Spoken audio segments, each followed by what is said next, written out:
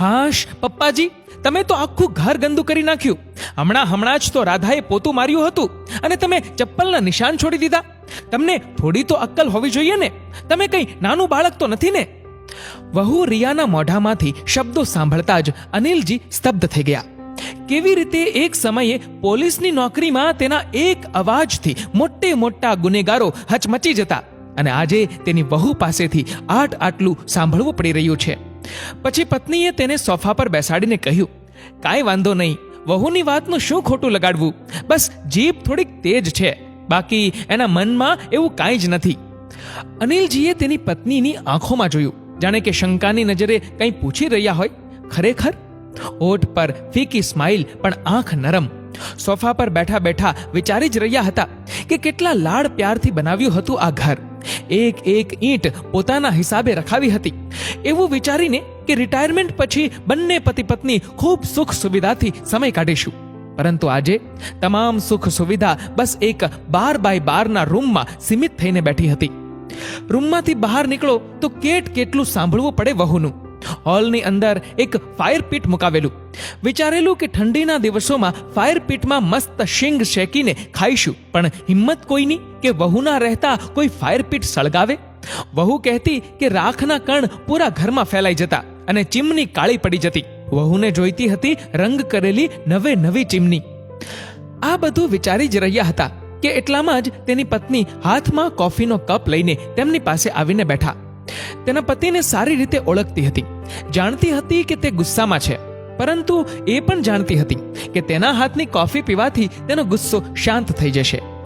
પત્ની પણ શું કરે, પતિ અને પુત્ર સોમેશના મોહમાં અટવાઈ ગઈ. બંને તરફ બેલેન્સ બનાવતા તેનું જીવન કાપી રહી હતી. ક્યારેક પુત્રનું સાંભળતી તો ક્યારેક પતિનું.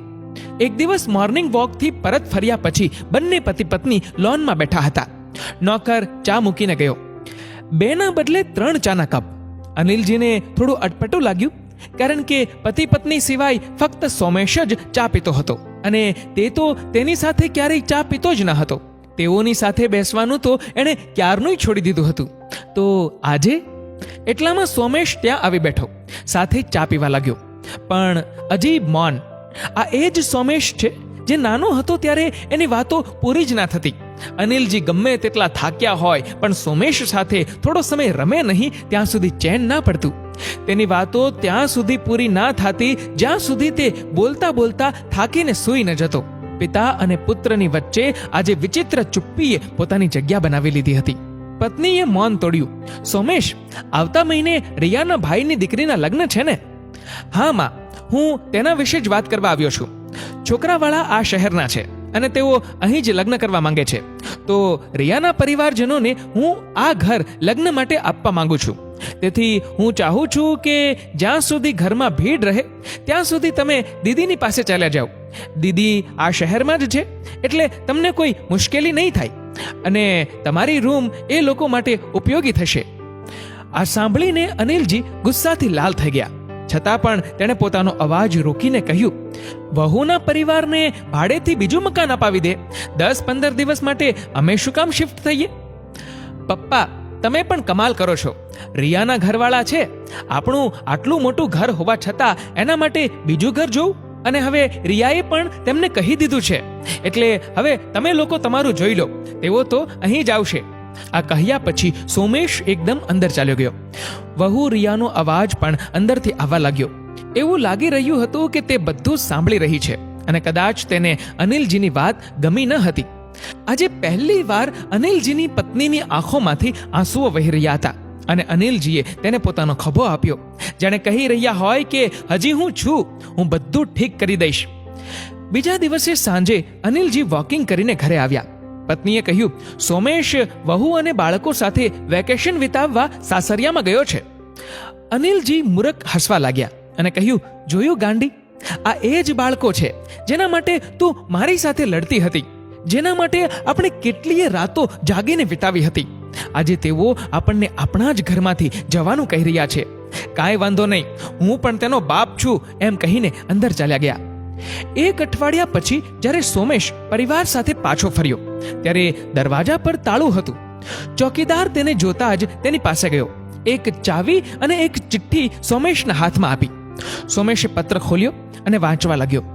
પત્ર અનિલજીનો હતો, સોમેશના નામે.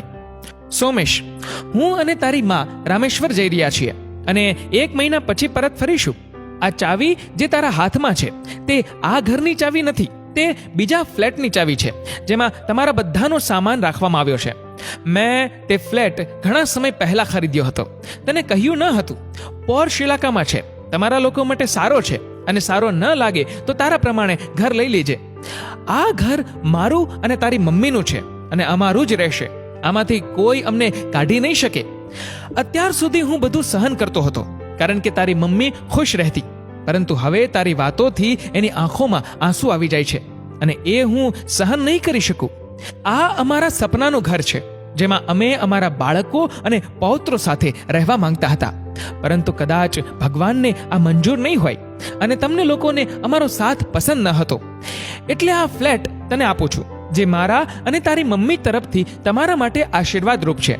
ઈચ્છા હોય તો રાખજો, નહીંતર વહેંચીને બીજું લઈ લેજો. માતા પિતા તરીકે અમે અમારું આત્મસન્માન ગુમાવી ન શકીએ. રહી વાત આ ઘરની, તો અમારા ગયા પછી આ ઘર ટ્રસ્ટનું હશે, જે અહીં એક વૃદ્ધાશ્રમ બનાવશે. આ ઘર પર તારો અને તારી બહેનનો કોઈ જ અધિકાર નથી. મેં આ વાત તારી બહેનને પણ કરી દીધી છે અને તે મારા ફેસલાથી ખુશ પણ છે. આશા રાખું છું કે તું પણ ખુશ થઈશ. સોમેશની આંખ પશ્ચાતાપના આંસુ સિવાય બીજું કરી પણ શું શકે? મિત્રો, ઘર દિવાલોથી નહીં પરંતુ કુટુંબ અને સંબંધોથી બને છે. પુત્ર કે પુત્રવધુ હોવાને નાતે જો તમને બધા અધિકાર મળે તો માતા પિતાની સેવા, તેઓને સુખી, સ્વસ્થ અને ખુશ રાખવાની જવાબદારી પણ આપણી જ હોય છે.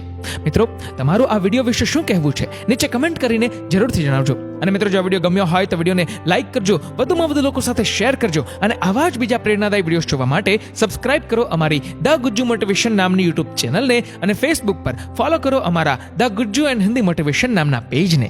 ધન્યવાદ.